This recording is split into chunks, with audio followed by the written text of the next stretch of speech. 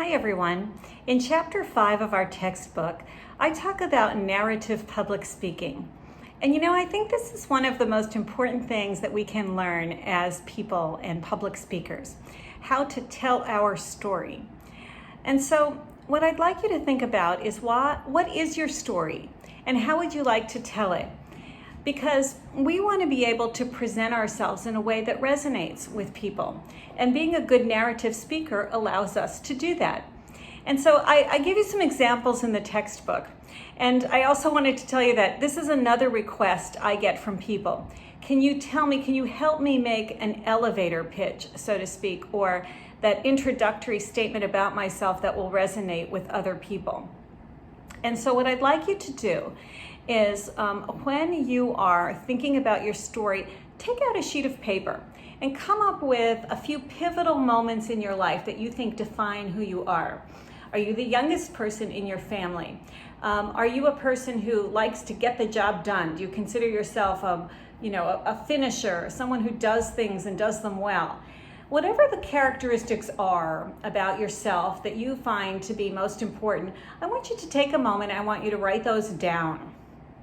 And then what I'd like you to do is think about how you're going to put those things together in order to tell a compelling story about yourself. I'm going to give you a little example.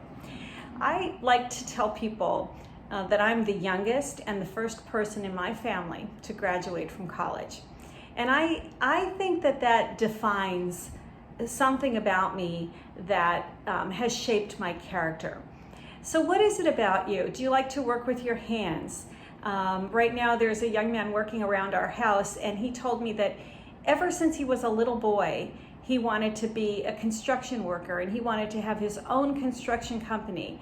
And he said that he was an apprentice working with his grandfather who really shaped how he saw his future.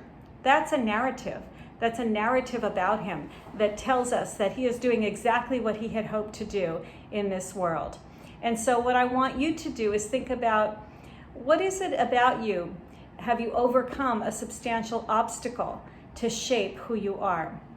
Whatever it is, I want you to give it some thought and come up with that as a beginning of your narration. So think reflectively about the flow of your life and think about how you'd like to talk about it. Learn and practice how to tell your story in a compelling way.